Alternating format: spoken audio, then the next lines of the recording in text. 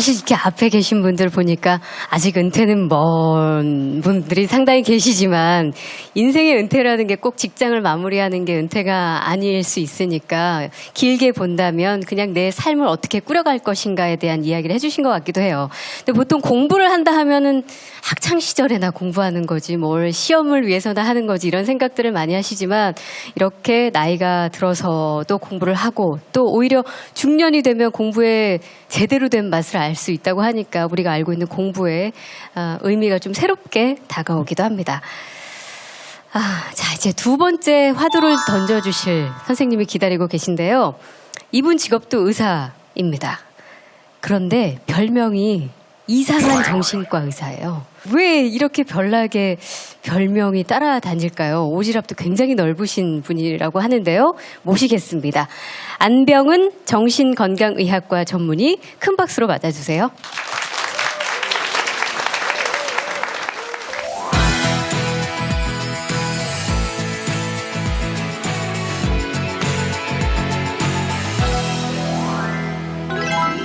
많은 사람들이 저에게 말을 해요. 너 참 이상하다. 뭐 이상한 정신과 의사다. 저는 그 말이 싫지는 않습니다. 초등학교 때도 그렇게 평범하지는 않았습니다.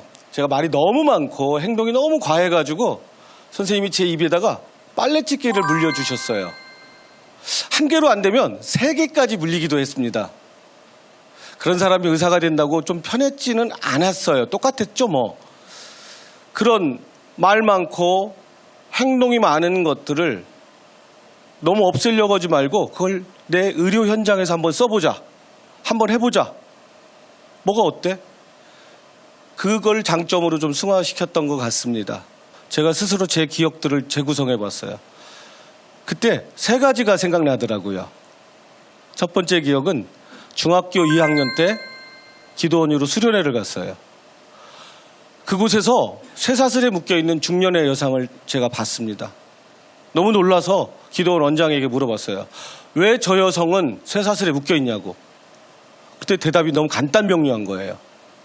미쳤기 때문에 그렇다라는 거예요. 왜? 왜 미쳤기 때문에 묶여있어야 되지? 그렇게 사람들이 신을 만나고 신을 찾기 위해 오는 그 공간에 그분은 미쳤다는 이유로 꽤 오랜 기간 쇠사슬에 묶여 있었습니다. 두 번째 기억은 제가 이제 의과대학에 가서 정신과 실습을 도는데 입원한 중증 정신질환자분을 위해서 해줄 수 있는 게 약물 치료에는 별게 없는 거예요. 왜 저분의 삶을 못 도와주지? 꼭 병원에서만 치료해야 되나? 그래서 정신과 수련을 받으러 이제 레지던트 과정을 들어갔습니다. 근데 그곳에서 치료가 잘 돼서 충분히 바깥에 가서 살 수 있는 분인데도 또 재발할 거가 봐 부모가 안 데려가는 겁니다. 그렇게 그분은 병원에서 만성화가 돼갔습니다. 제가 해보고 싶은 운동이 있습니다. 그게 바로 탈수용화 운동입니다. 아무리 심한 중증의 정신질환을 가지고 계신 분이라도 충분히 바깥에서 살 수 있습니다. 근데 왜 안 될까? 고민을 해봤어요. 근데 그분들은 정신병원에 갇혀 있는 것만이 아니라 어쩌면 여러분들의 머릿속에, 우리의 머릿속에 갇혀 있더라고요. 그것을 정신병원이 대신 그 역할을 해주는 거죠. 정신질환자랑은 같이 살 수 없어. 그 사람들은 위험하니까 무조건 다 격리 수용해야 돼. 이렇게 믿고 있어요. 그래서 진료 현장보다는 지역에서 많은 분들을 만났어요. 집으로 찾아가고 심지어 전 다리 밑에서 만난 적도 있어요. 근데 그분들이 제일 원하는 게 뭐였냐면 직업이었어요. 그런데 그분들에게 직업을 주는 분도 없었고 함께 하려고 하는 분들도 많지 않았어요. 그런 답답함. 근데 왜 내가 자꾸 다른 분들에게 부탁하지? 그럼 무엇이 왜 안 되는지, 그분들이 왜 일을 못하는지 한번 알아보자. 그 답답함이 저로 하여금 좀 일을 저지르게 만들었습니다. 제 생각은 그렇습니다. 이성적으로 판단하고 잘 계획했다면 저는 아무 일도 못했을 것 같아요. 그때 대뇌였던 말이 있습니다. 때론 비이성적인 사람의 힘이 필요하다. 꼭 이성적일 필요가 뭐가 있어? 내 가슴이 뛰는 일을 좀 해보자. 그렇게 일을 저질렀습니다. 편의점도 했었고요. 슈퍼도 했었고요. 세탁 공장도 했었고요. 운동화 빨래방 2개 했었습니다. 또 마음이 아픈 아이들, 이 아이들이 학원을 되게 다니고 싶은데 잘 못 다녔어요. 그래서 그 아이들을 위한 학원도 한번 만들어 보자. 그리고 커피집도 냈습니다. 결과는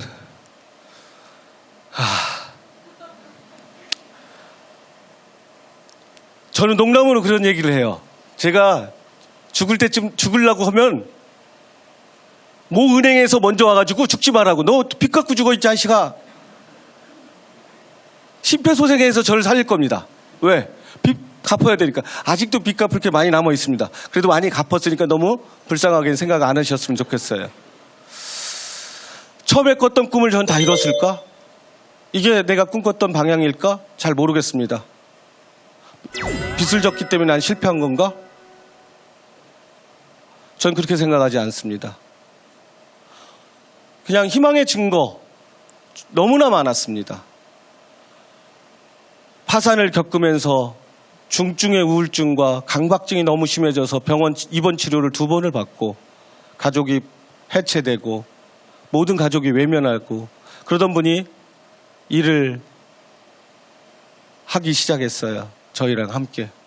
커피집 하나를 맡아서 운영도 하시고, 그래서 저는 점장님이라고 해. 지금 50이 넘으셨는데 50대 후반이신데 아이들 학자금도 되고 다 하셨어요. 돈을 벌어서. 최근에는 사회복지사 자격증을 취득하셨습니다.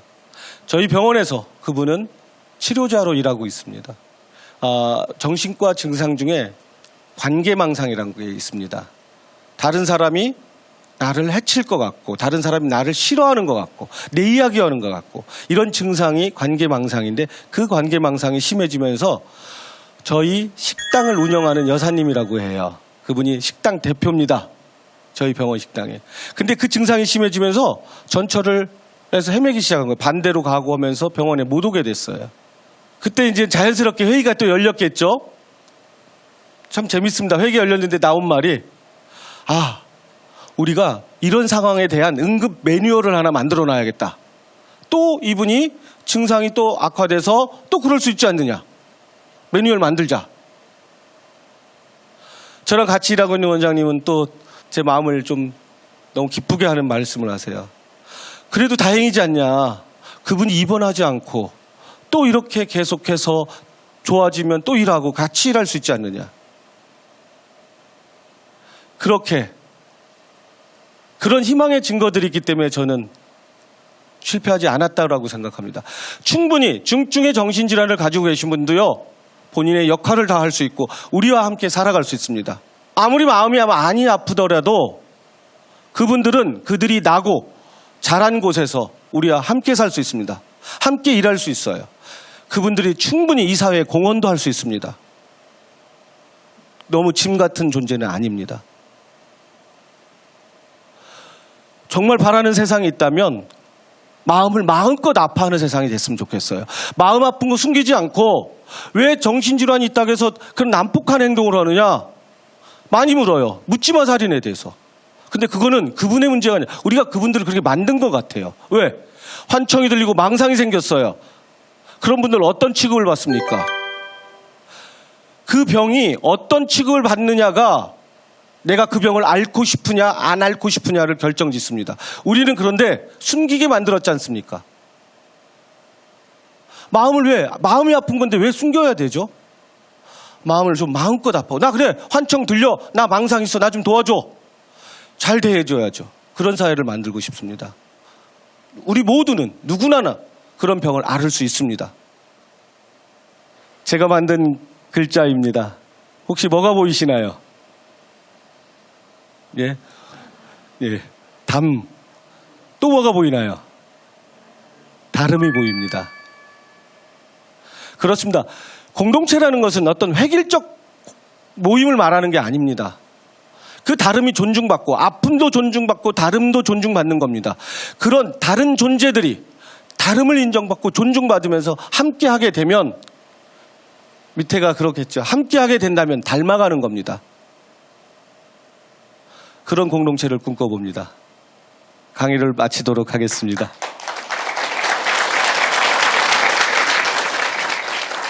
제가 보여줬던 거는 어쩌면 무형의 마을을 여러분들에게 보여드렸습니다.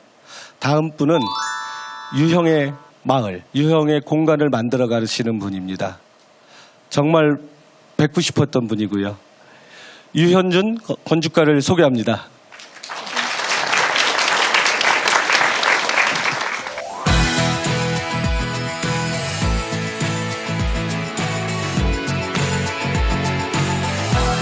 네, 제가 오늘 말씀드릴 내용은 서울의 방문화에 대해서 말씀드리려고 해요. 여러분들 아시다시피 우리나라 방이 되게 많죠. 일단 노래방도 있고요, 뭐 찜질방도 있고, 그다음에 게임방도 있고, 멀티방도 있고, 뭐 각종 방들이 많습니다. 그리고 우리가 식당 가더라도 그냥 방에 안 가고, 뭐 일식집 가더라도 방을 예약해서 들어가는 경우들이 많아요. 그뿐 아니고 전 세계에서 가장 많이 단위 면적당 카페가 제일 많은 곳이 서울입니다. 그러니까 가는 곳마다 카페들이 많아요. 근데 도대체 왜 이렇게 많은 방들과 카페들이 많은가? 그런 거에서 한번 건축가로서 제가 한번 생각을 해봤습니다. 실말에는 제가 중학교 1학년짜리 아들이 하나 있습니다. 이 친구가 한 10시쯤에 학원이 끝나면 한 11시까지는 항상 안 들어와요, 집에. 얘가 어디 갔나 물어봤더니 항상 편의점에 가 있는 거예요. 그럼 편의점에 얘가 왜 가나 생각을 한번 해봤어요. 근데 그 이유가 좀 불쌍해요. 그러니까 제가 어렸을 적 생각을 해보면은, 어렸을 적에는 그 중고등학교 다닐 때는 자율학습 시간이라는 게 있었거든요. 끝나고 나면은. 가면 우리 또래들끼리만 있기 때문에 우리들만의 거실이 하나 있었다고 볼 수 있어요. 근데 우리 아들은 그게 없는 거거든요. 없다 보니까 자기 또래하고 같이 생활할 수 있는 공간을 찾는 거죠. 그러니까 친구 만나려면은 저희 중학교 학생 아들 같은 경우에는 돈이 없으니까 1,000원으로 갈 수 있는 공간이 편의점이에요. 한 몇천 원 더 있으면은 게임방을 가겠죠. 그다음에 얼마 그거보다 좀 더 돈이 많은 대학생들은 한 5,000원 내고서 갈 수 있는 커피숍을 갑니다. 거기 가면 한 3,000원, 4,000원 혹은 5,000원 내고서 3시간 정도로 있을 수 있어요. 그러니까 카페는 사실은 커피 마시는 데라기보다는 방을 빌리는 거예요, 거기서. 제 친구는 항상 일회용 컵에다가 먹습니다. 이유는 뭐냐? 일회용 컵이 있어야지 자기가 다 마셨는지 안 마셨는지를 모른다는 거예요, 사람들이. 그러니까 계속해서 눌러 앉을 수 있는 거죠, 거기에. 그러니까 우리의 대부분의 생활들은 내 공간을 만들려고 하고 내 공간을 소유하려고 하는 쪽으로 발달을 하게 돼 있어요. 그러면 우리가 사실은 그렇게 사적인 공간들, 사람들을 만날 수 있는 공간들이 필요한데 그것들을 우리가 돈을 내야지만이 갈 수 있는 곳이잖아요. 실질적으로 도시 생활을 하려면은 도시는 사실은 그런 부분들을 돈 없이 갈 수 있는, 돈 없이 정주할 수 있는 그런 공간들을 좀 제공을 해줘야 됩니다. 그게 어떻게 보면 도시의 역할이거든요. 그러니까 제가 뉴욕을 한번 조사를 해봤어요. 보시면은 센트럴 파크에서 한 13분 정도 가면은 타임스퀘어가 나오고 6분 정도 가면은 브라이언 파크, 그 다음에 7분 가면 헤럴드 스퀘어, 20분 정도 가면 하이라인, 거기서 한 14분만 걸어가면 메디슨 스퀘어, 11분 유니온 스퀘어, 11분 또 공원이 나옵니다. 그래서 평균적으로 보시면은 미국 맨하탄에는 한 10km 내에 10개의 공원이 있고요. 평균적으로 공원에서 공원 사이를 걸어가는데 한 13분 정도 걸립니다. 이게 뭐냐면 내가 있는 동네에서 한 7, 8분만 걸어가면은 공원이 있다는 얘기고요. 미국에 있는 맨하탄에 있는 사람이 8평짜리 원룸에 사는 사람들은 그거 플러스 몇백 평, 몇천 평짜리 공원들이 따로 있는 거라고 볼 수 있는 거죠. 그러니까 그런 부분들이 사실은 도시에서 채워져야 되는 겁니다. 서울을 한번 제가 보겠습니다. 서울은 하늘공원 있고요. 1시간 정도 걸어가면 선유도공원 나오고요. 1시간 걸어가야지 여의도공원 나옵니다. 그러니까 대체적으로 보면은 1시간 정도 걸려요. 다 공원들이. 그래서 조사를 해보면은 한 15km 내에 9개 정도의 공원이 있는데요. 공원하고 공원 사이에는 1시간 정도 걸립니다. 걸어서. 그러니까 그 얘기는 뭐냐면은 어느 정신 나간 사람이 30분 걸어서 공원 가겠어요. 그러니까 대체적으로 차 타고 가요. 안 가게 되는 거죠. 두 개의 도시를 보시면은 맨하탄하고 서울이 아주 극명한 차이를 갖고 옵니다. 근데 안타까운 거는 그러니까 우리가 항상 공원이 부족하다고 말을 하는데 항공사진으로 내려다보시면 서울은 녹지가 엄청나게 많아요. 뭐 일단 남산부터 시작해서 북한산, 도봉산, 뭐 남쪽으로 관악산, 청계산, 그러니까 녹지 면적으로 치면은 사실 부족한 데가 아니에요. 근데 문제는 뭐냐 하면은 그 공원들이 대부분 다 경사지로 되어 있다는 겁니다. 그러니까 경사지로 돼 있다는 얘기는 뭐냐면 우리가 등산 가셔서 아시겠지만 경사지로 돼 있으면은 우리 행동에 제약을 받아요. 제 친구랑 등산을 갔어요. 그 친구 얼굴을 한 번도 본 적이 없어요. 등만 보다 온 것 같아요. 내려온 다음에야 이제 막 백숙을 먹으면서 얼굴을 마주 보게 되는 거죠. 그러니까 경사지가 돼 있다는 얘기는 사람의 행동의 방향성을 가져온다는 얘기예요. 그러니까 행동이 자연스럽지 못하고 한 방향성을 가서 실질적으로 얼굴은 건너편에서 내려오는 사람들 얼굴밖에 못 봐요. 낯선 사람들의 얼굴. 그러면 반면에 똑같은 공원이라고 하더라도 센트럴 파크는 어떠냐? 평지로 돼 있어요. 그러면 거기서 둥그렇게 앉아서 볼 수도 있고 조깅을 할 수도 있고 뭐 여러 가지 행동들을 할 수가 있죠. 다양하게. 그러니까 녹지가 있다고 하더라도 평지로 되어 있느냐 아니면 경사지로 되어 있느냐 그게 상당히 중요합니다. 근데 센트럴 파크도 사실은 문제점이 좀 있어요. 뭐냐면은 엄청나게 넓은 땅이라서 사각지대가 되게 많습니다. 이게 뭐냐면은 자 이게 보시면은 센트럴 파크의 낮의 모습이에요. 이게 도시에 있는 건지 뭐 자연에 나와 있는 건지 구분이 안 갈 정도로 상당히 넓은 그러니까 건물이 하나도 안 보입니다. 낮에는 되게 좋은데 밤에 가면은 누가 죽여서 묻고 나와도 몰라요. 거기는 너무 위험해요. 그러니까 정말 거기는 진짜 목숨 걸지 않고 들어가면 안 되는. 근데 주변에 그러니까 딱 바로 옆에 보스턴이라는 동네가 있습니다. 거기 가시면은 똑같은 사람이 설계했어요. 옴스테드라는 사람이 센트럴 파크도 설계하고 보스턴 커먼이라는 공원도 설계를 했는데 이 공원은 사이즈가 좀 작아요. 사이즈가 작으면은 무슨 차이가 있냐면요. 낮에 가서 보시면은 주변에 빌딩들이 보이죠. 별로 경치는 그닥 센트럴 파크만큼 좋지 않아요. 대신에 밤에 가도 안전해요. 밤에 가더라도 주변에 건물들이 불이 켜 있기 때문에 그 불 켜 있는 곳에서 건물에서 나를 내려다본다라고 생각이 들어서 사람들이 허튼 짓을 못 하는 거죠. 그러니까 안전한 거죠. 그러니까 우리나라에서도 그런 데가 하나 있어요. 저는 외국 건축가들한테 꼭 자랑하고 한국에 올 때마다 한번 가보라 하는 데가 어디냐면은 한강 시민공원입니다. 전 세계에서 제일 싸게 안전하게 늦게까지 술을 마실 수 있는 그런 공원이에요. 정말 서울의 명소입니다. 왜냐하면은 옆에 아파트 단지들이 있기 때문에 그 아파트 단지에서 계속해서 내려다보고 감시를 해요. 거기는 12시에 가도 안전하고 1시에 가도 안전해요. 그리고 항상 편의점이 있죠. 거기 가면은 거기서 싸게 술도 사 마실 수 있고 아주 정말 제가 볼 때는 뭐 면적이 크지는 않지만은 효용성 면에서 접근성도 되게 좋고 공원으로서는 참 여러 가지 장점을 가지고 있다고 볼 수 있습니다. 우리가 여기서 배운 거는 뭐냐 하면은 감시를 받는 공간은 안전해진다는 거예요. 그러니까 우리가 도시계획을 할 때 감시를 어느 정도는 받게끔 만들어줘야 돼요. 공공공간들은. 우리가 잘 아시겠지만은 유럽에 가시면은 광장이 있고 주변에 가게들이 쭉 있어요. 그러니까 제가 제일 부러웠던 거는 로마에 가면은 그 광장 주변으로 아이스크림 가게도 있고 뭐 레스토랑도 있고 그래요. 그러면 퇴근하시고 나서 집에 간 다음에 애들이랑 같이 손잡고 가서 그 광장에서 뛰노는 걸 보면서 차도 마시고 그런단 말이에요. 근데 우리나라는 그런 공간이 왜 없을까? 사실 있어요. 어디 있냐 하면은 학교 운동장입니다. 학교 운동장이 사실 유럽의 광장보다 더 많아요. 엄청나게 분포가 잘 돼 있습니다, 우리가. 근데 문제는 뭐냐 하면은 거기에 아무도 안 쳐다보는 공간이라는 거예요. 그래서 우리가 한때는 담장 허물기 운동을 해가지고 시민들에게 공개를 했어요. 근데 실질적으로는 사람들이 안 간단 말이에요. 위험하니까. 시간도 없고. 그러면은 거기가 또 애들이 위험해진다고 뭐 유괴당하고 뭐 그럴 수 있다고 다 지금 어떻게 됐어요? 담장 다시 세우고 보안관까지 났어요. 그러니까 계속해서 관리하는 쪽으로 가는 거죠. 되게 안타까운 것 같아요. 지금 조기 축구 아저씨 왜 누가 운동장 쓰겠어요? 그러니까 그거는 되게 이게 인간으로 우리가 도시 전체로 봤을 때는 엄청난 낭비라는 거죠. 그래서 우리가 사실은 학교를 잘 써야 돼요. 우리 도시로 봤을 때는 빈 공간도 되게 많고요. 그래서 제가 학교가 어떤 학교가 이상적인가 그런 걸 좀 생각을 해봤습니다. 자, 이게 7, 80년대 우리의 학생들의 삶입니다. 제 또래 사람들이죠. 학교에서 생활을 하고 생활 시점에 방과 후에 이제 끝나고 나서 집에 오면은 뭐 마당에서 놀던지 아니면 골목길에서 뛰놀던지 그러고 놀았어요. 근데 요즘 현대의 학생들의 모습은 어떠냐? 대부분 다 아파트에 삽니다. 우리나라의 거의 50% 이상이 아파트에 살고 있기 때문에 거의 모든 학생들이 아파트에 산다고 봐야 돼요. 젊은 부부들은. 그럼 아파트에 살고 실내에서 생활을 하죠. 학교 가면 또 실내 공간에서 생활을 하죠. 방과후에 학원에 가요. 그럼 상가에 가서 한 4, 5층짜리 상가에 가서 실내에서 생활을 해요. 그러니까 이게 정말 불행한 게 24시간을 이렇게 쭉 보시면은 거의 대부분의 생활들이 실내에서 이루어지고 있어요. 요즘 아이들을 보면은.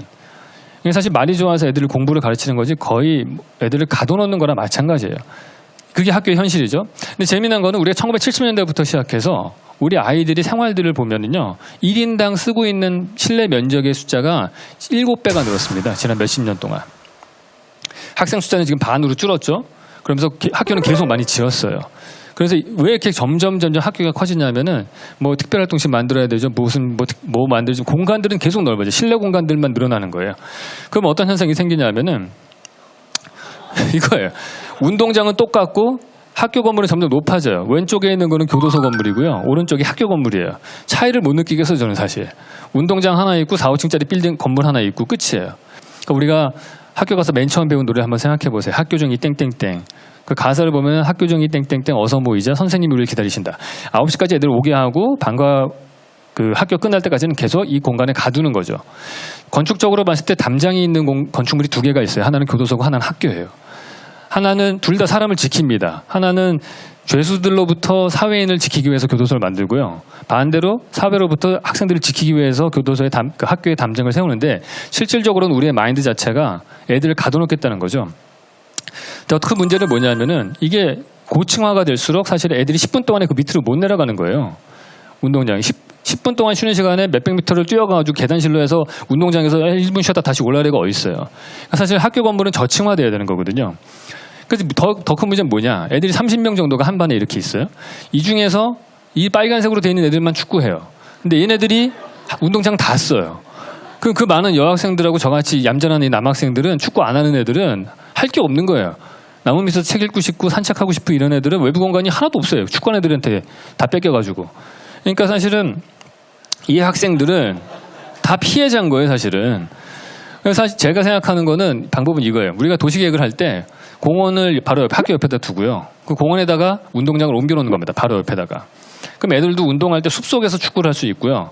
건폐율이 높아지. 건물이 이제 면적이 그 운동장에 빠지니까 그만큼 저층화시켜서 애들을 학교를 낮은 교실로 넣을 수가 있어요. 1층짜리로. 연구 결과가 있어요. 거트만이라는 사람이 한 게 있는데 저층으로 돼 있는 1층짜리 주거에 사는 사람들이 3배 정도가 친구가 많다는 연구 결과가 있습니다. 그러니까 우리 학교는 사실은 교도소랑 똑같이 지어놓고 애들을 참교육을 시키겠다고 하는 것 자체가 말이 안 돼요. 똑같은 공간 안에 넣으면 사람들이 그 안에서 행동 패턴이 사회적인 행동 패턴들이나 심리적인 상태가 교도소랑 똑같아지는 거예요. 그러면 그 안에 위계가 생기고 왕따가 생기고 그럴 수밖에 없어요. 그러니까 그것들을 해결하려면 건축을 일단 바꿔야 돼요. 학교에 가면 지금 당연히 친구들을 만나죠. 친구만 만나서는 안 되고요. 자연과 친구를 함께 만날 수 있어야 돼요. 학교가. 그러려면 어떻게 해야 되냐. 저층화시키고 마을 같은 그런 학교를 만들어야 돼요. 주택같이 작은 건물들로 구성되어 있고 각각의 교실마다 다 모양이 다른 그런 마당들이 있는 학교. 그래서 쉬는 시간에 잠깐 나가서 쉴 수 있는. 그리고 마당의 모양도 똑같은 게 아니고 각각 다르게. 그래서 항상 내가 1학년에서 2학년 올라갈 때에도 다른 예를 들어서 1학년 때 삼각형 마당이었다가 3학년 되면은 오각형짜리 마당이었다가 각각 다른 추억들을 만들어야 돼요.